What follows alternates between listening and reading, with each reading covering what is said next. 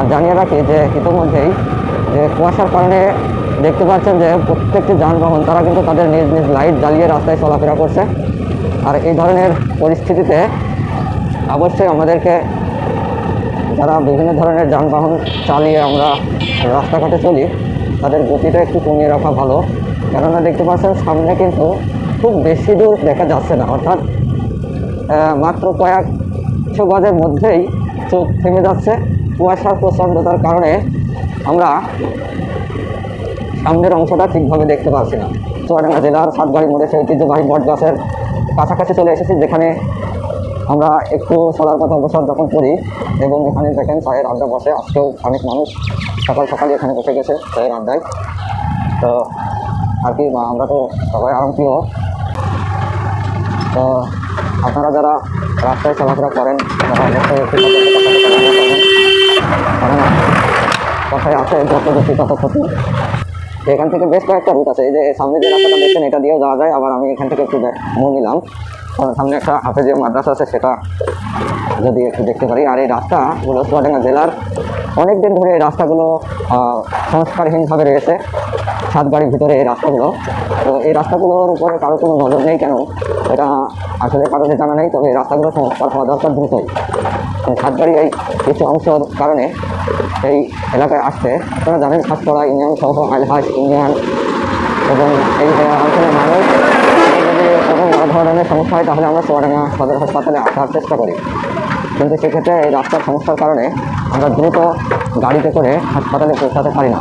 তো এই রাস্তা কিছু অংশ যদি একটু সংস্কার হয়ে যেত তাহলে হয়তো ভালো হতো। আর এই রাস্তাগুলো এতটাই ছোটো, দেখতে পাচ্ছেন যে যদি সামনে কোনো বড় একটু গাড়ি থাকে তাহলে পেছন থেকে ওভারটেক করতে হলে তাকে বেশ ভালো বেগ পেতে হয়।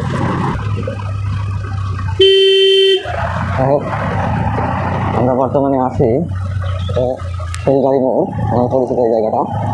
এটা সামনে শৈলগাড়ি গ্রাম, শৈলগাড়ি মোড়ে পার হলাম আমরা। দেখতে পাচ্ছেন শুধু মাঠ, কিন্তু মাঠ দেখার নেই কোনো অবকাশ, কারণ শীতের সকালের কুয়াশা। আর সব থেকে সুন্দর দৃশ্য দেখেন পাবলিক জামাতের ভাইয়েরা তারা কি সুন্দরভাবে রাস্তা দিয়ে হেঁটে চলে যাচ্ছে, সেটা একটা মানুষ। আর চুয়াডাঙ্গা জেলার ভিতরে এই যে এই জন্যই যে জায়গাটার কথা বলছিলাম, এই যে এই জায়গাটা আর ওই সেম ওই জায়গাটা একই রকম লাগে আমার কাছে।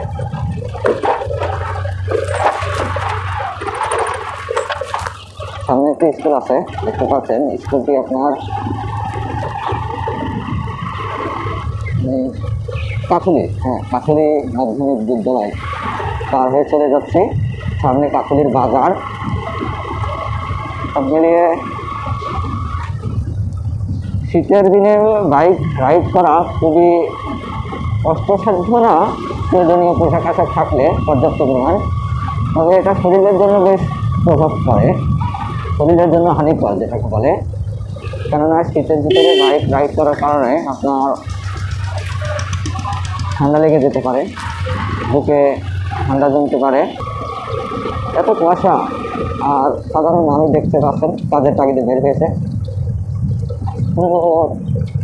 পরিবেশ বলা যায় না, এটা মানুষের সাধারণ জনজীবন ব্যাহত করার জন্য বেশ যথেষ্ট। এই যে বৃষ্টি সদ্যই কিছুদিন আগে, কয়েক মাস আগে এটা উদ্বোধন করা হয়েছে, তবে রং চং করে জায়গাটি এত সুন্দর করে রাখা হয়েছে।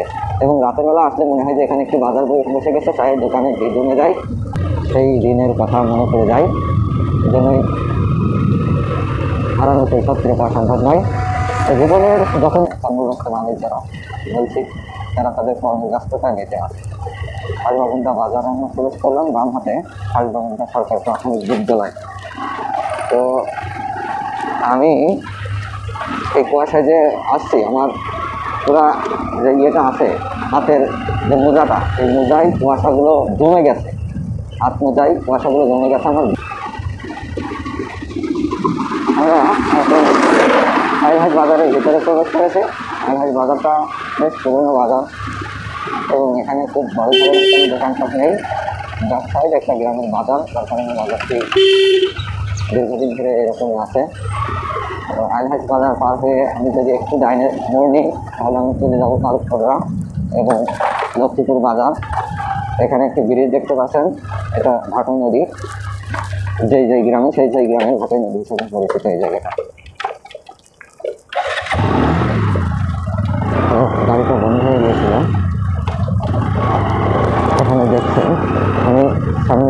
চলে যায়।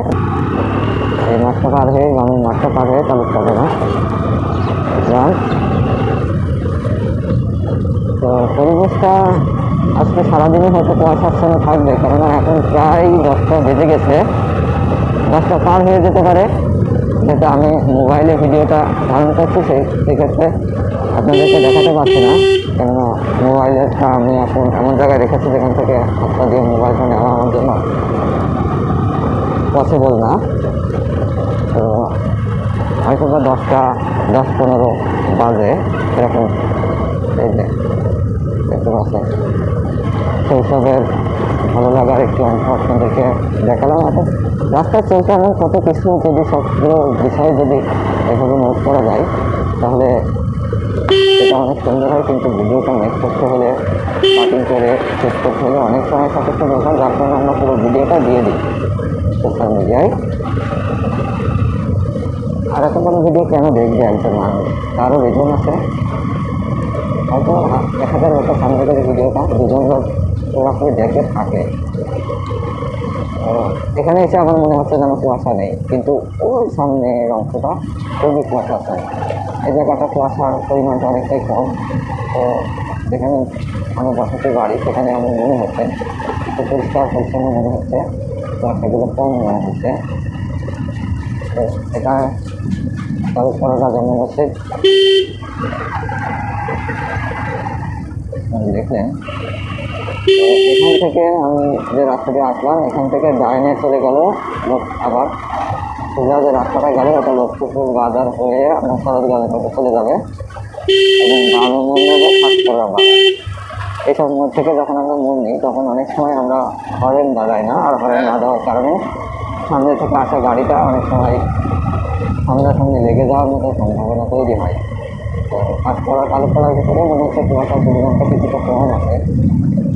এর মূল কারণ যেখানে একটু ঘন বসতি সেখানে কুয়াশাগুলো কীভাবে হোক যেভাবে মিলিয়ে থাকছে এজন্য হতে পারে।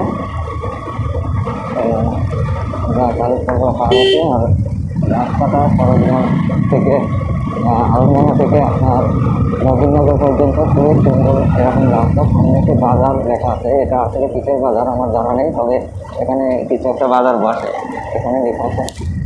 আবার ডান সাইডেও লেখা আছে সুলতানগঞ্জ তালুকপাড়া। ডান হাতে যে রাস্তাটা গেল এটা কালীনগরে চলে গেল। এখন আমরা তালুকপাড়া পার করে চলে যাবো খাসপাড়া দক্ষিণ পাড়ায়।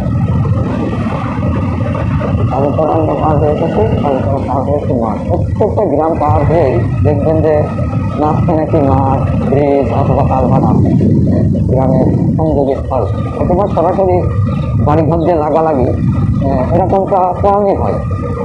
বেশিরভাগ ক্ষেত্রে দেখবেন একটা গ্রাম একটা বাজার যে মধ্যবর্তী স্থানে হয় একটি মাঠের অংশ, না হয় একটি কালভার্ট আছে, না হয় একটি ব্রিজ আছে, বেশিরভাগ ক্ষেত্রে।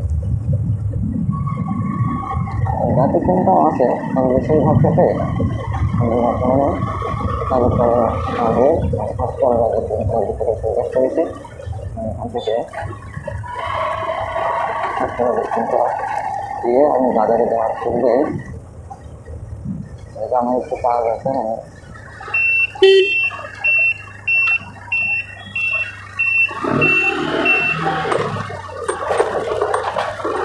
বাজারের জিনিসটা খাওয়ার জন্য কাজটা সেরে চলে যাবো। এইখান থেকে ভিডিওটা এখান থেকে আর 1 কিলোমিটার গেলে খাসপাড়া বাজার। এখানে আমার